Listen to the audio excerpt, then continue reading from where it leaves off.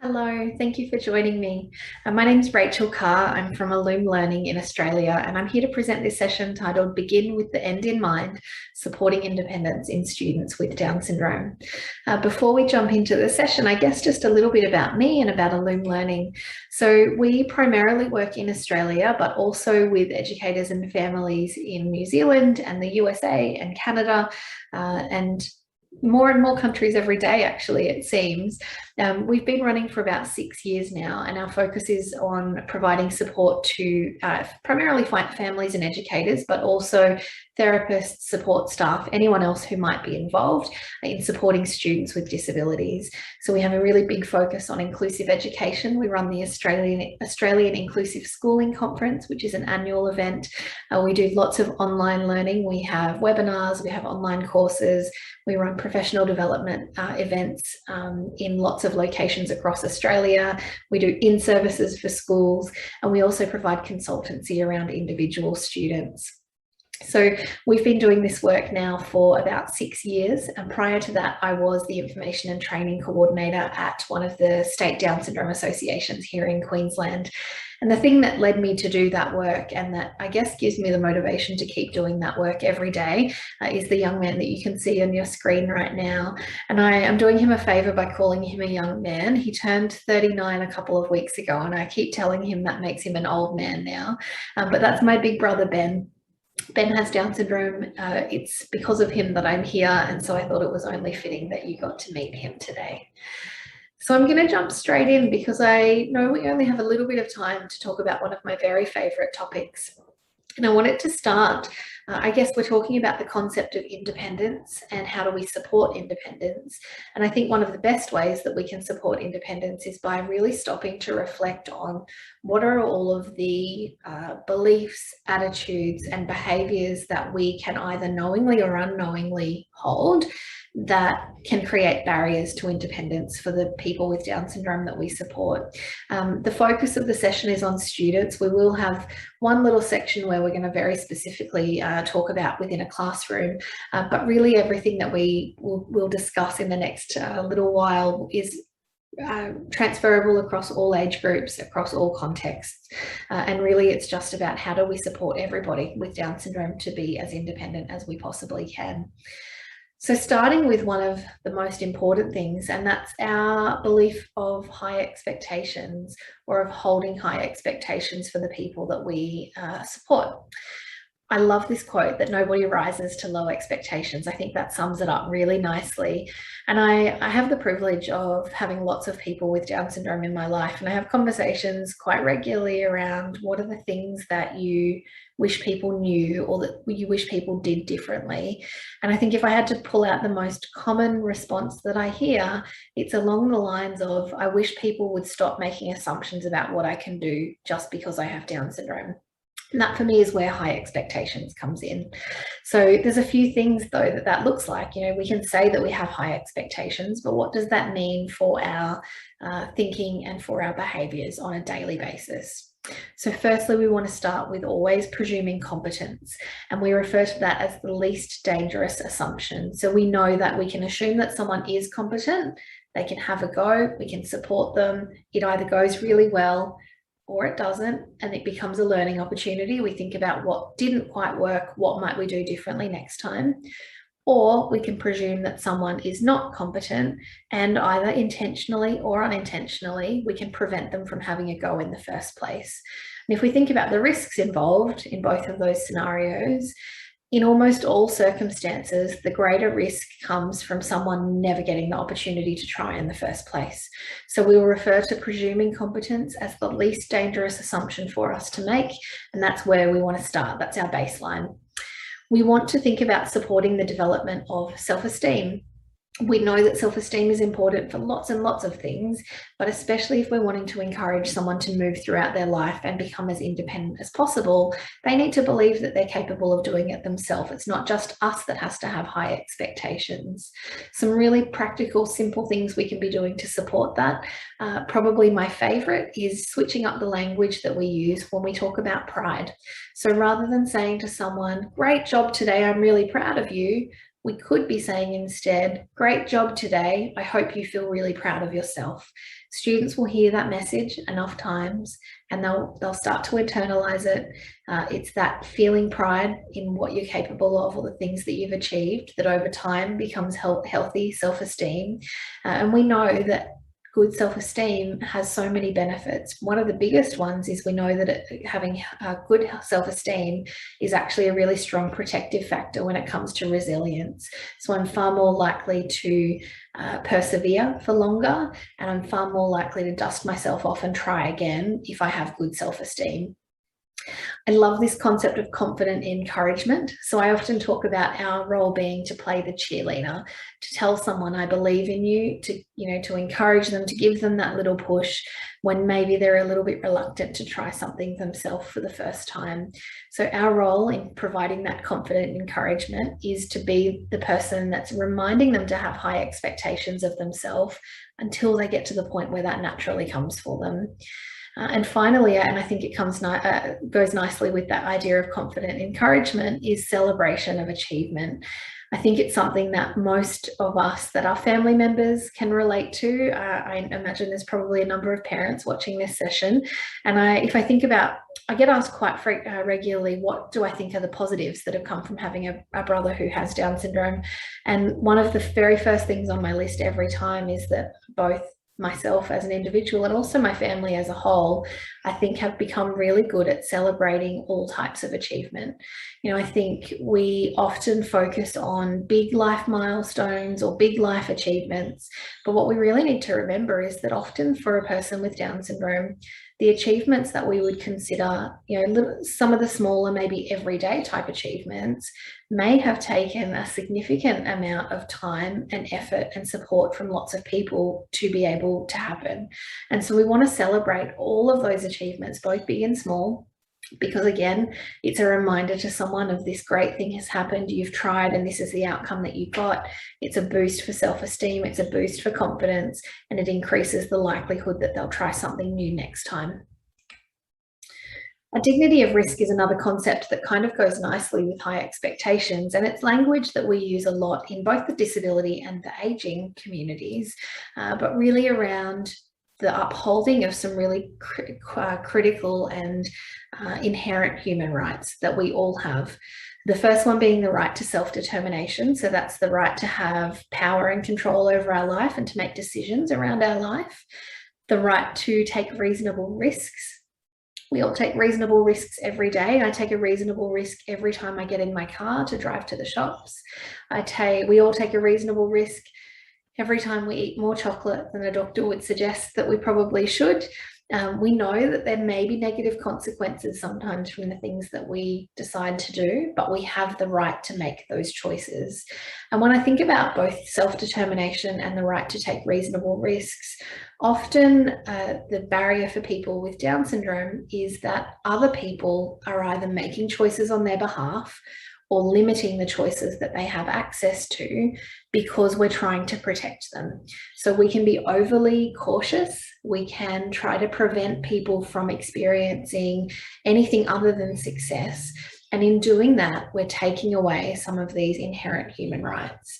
We know, particularly when we think about taking reasonable risks, if we prevent people from doing that, we can absolutely impact their personal growth. It can have a really negative impact on self-esteem and also a negative impact on the overall quality of life. And if we think about why that is, when we take reasonable risks, if they don't go the way that we planned or the way that we hoped, we use those as learning opportunities. So we have this right to fail, the right to make mistakes, the right to learn from our mistakes. But if we're creating scenarios where the only thing a person ever experiences is success, where do they get those learning opportunities from?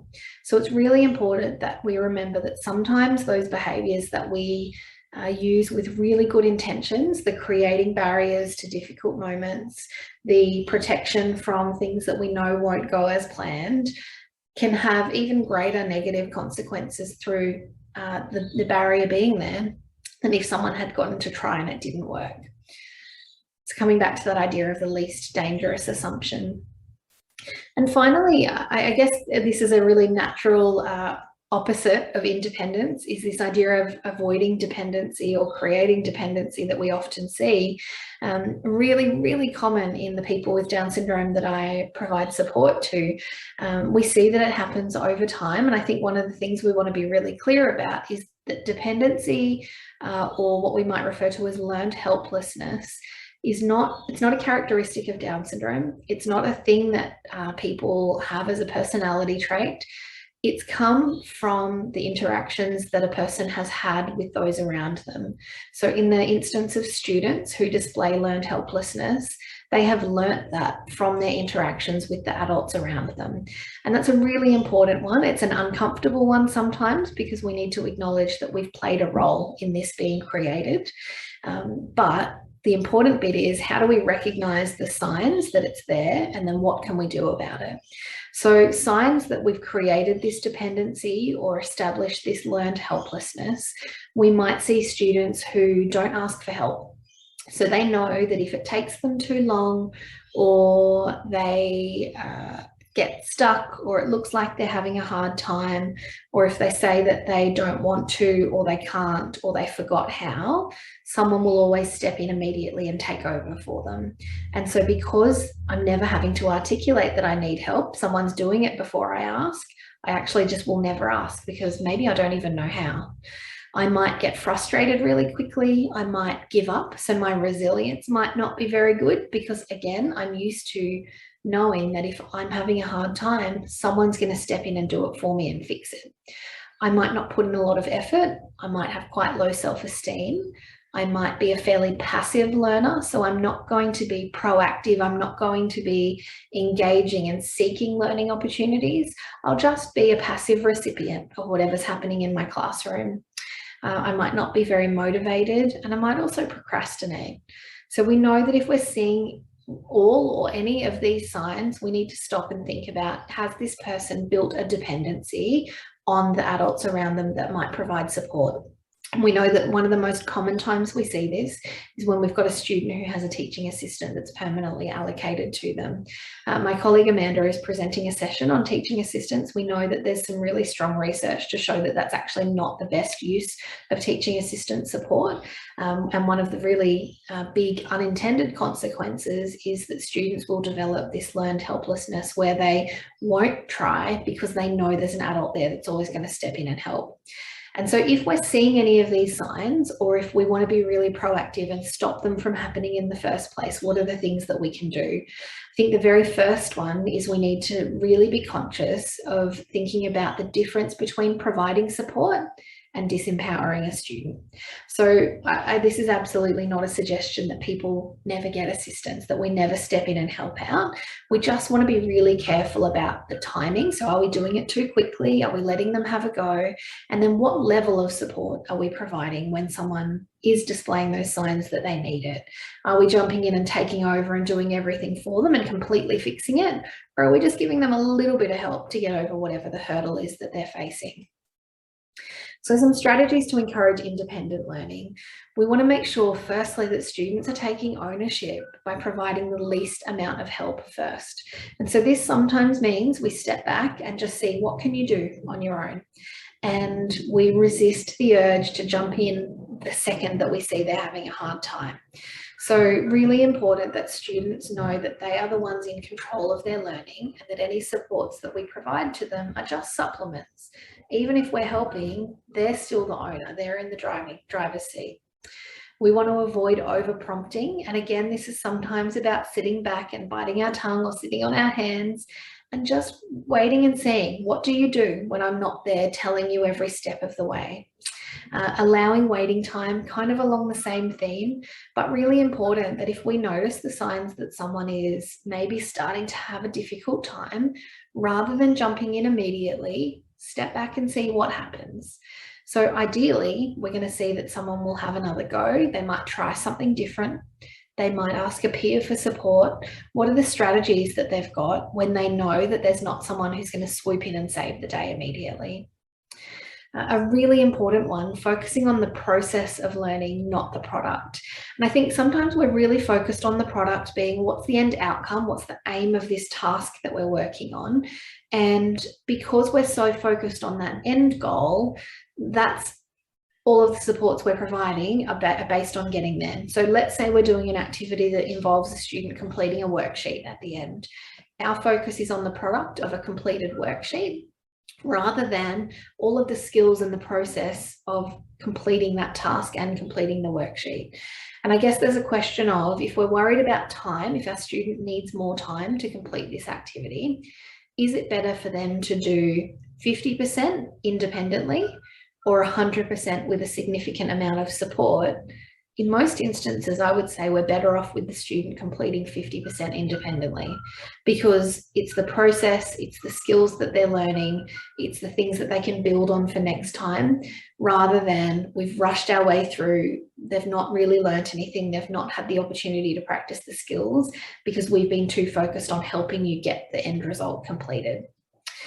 Peers are really undervalued. We want to make sure that we're looking for opportunities for connection and interaction and collaboration with peers. And sometimes that needs to be facilitated by us. That's okay. That's a really great role that we can be taking on as the supporting adults within a learning environment. Good way to do this is to provide assistance to students in groups rather than one-on-one. And that assistance could look like encouraging and prompting students to work together, modelling how it might work, and then stepping back and giving them some space. So we know that often students without disabilities will be reluctant to engage with students with disabilities if they have an adult that's permanently attached to them, because no one wants to feel like they're being watched at all times. So this is where it's really important that we don't hover. We're going to camouflage ourselves. We're going to pretend we're doing something else. I mean, there's always something else to do in a classroom setting, but keep one eye on them. It doesn't mean just let them go and hope for the best. Look out for those signs that it's time to step in and provide some support. Are you seeing a student that's looking overwhelmed? Is there an opportunity for you to model an interaction or how some support might work? So jump back in, give that assistance, and then pull yourself back out again. A really important one, because we know that adults aren't always going to be there every minute of the day when someone needs help. And so the ability to ask for help and to seek help from peers is a lifelong skill that people will utilise. I know some teachers have rules like ask 3, then me. So you have to ask 3 friends in the class before you go to the teacher for assistance. And I think that's a really lovely way to be promoting peer support over always going to an adult in the room. This prompt hierarchy, there's lots of versions of this that you'll find online, but I think this is such a good illustration of that concept of starting with the least amount of help first. So all the way down the bottom of that hierarchy, you'll see independent work, the students working on their own. Moving up from that, it's gesture. So we might indicate with some kind of motion, we might point to suggest something's going to happen. We can do some indirect prompting. So that could be telling them that something's expected, but not quite what. So what next? Now what? We might give some direct verbal prompting. So tell them what they're expected to do or say. We might, it might be, now it's time to get your scissors. Modeling might be that we would get our own pair of scissors and show them how to do the cutting activity. Partial physical assistance. So we're going to give just a little bit of hands-on help. It might be, I can't quite figure out how to hold the paper. So you might help them get that bit done. And then full physical assistance would be hand under hand or hand over hand support to complete a task. So maybe using some dual control scissors or hand over hand while they're doing that cutting activity. I think the important thing about a prompt hierarchy is no one's ever going to be stuck at one level for every activity forever. So use this as a reference point every now and then to come back and go, what kind of assistance am I providing for these range of activities? Could I step it back? What would be the next level down? What would it look like if I tried that? Sometimes we need to test ourselves. We might have been providing partial physical assistance for 9 months, but actually if we stopped, our student might just need some indirect prompting because they've had enough of that high level support to be able to learn the skill or the task for themselves. Finally, choice. I think this is a really important one. And I've seen this statistic thrown around a lot that the average adult makes 35,000 choices in a day. And I know, I mean, they're not all conscious choices. We make little unconscious decisions every moment of the day. But if we were to stop and reflect on how many choices a student with Down syndrome is being offered in a day, I think we would find that number is pretty small.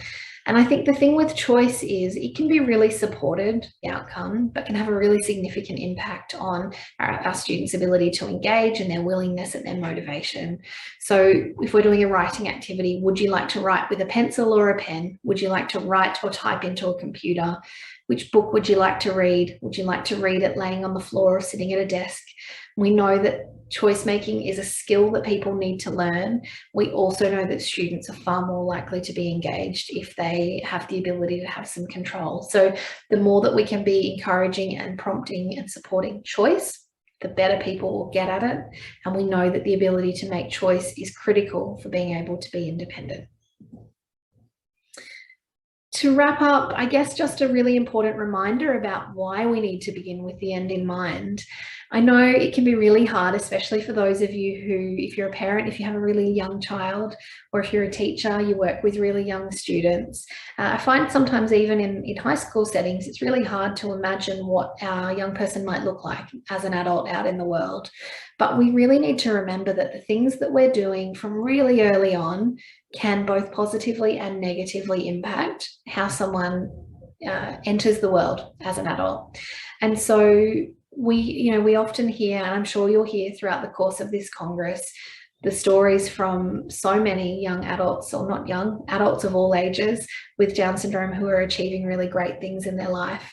And I remember from previous congresses that I've attended, the theme that usually comes through is that there was always someone who believed that they had the potential to be that independent adult. So I encourage you to be that person for the young people in your life. Dream about an independent, successful adulthood, and know that the things that we're doing now, no matter how young they are, can help work towards that goal. So we really want to be conscious of that, be their cheerleader, be the confident encourager, have those high expectations, and know that with the right support, they'll be able to go out into the world and do really amazing things. Thank you for being with me. Again, my name is Rachel Carr. I'm from Loom Learning. I've included my email if you wanted to get in touch. I would love to hear from you. Also, some links to our social media. Facebook is the best place to stay up to date with Loom Learning. We have some exciting announcements coming around our online learning in the next little while. So if you're on Facebook, jump on there and connect with us.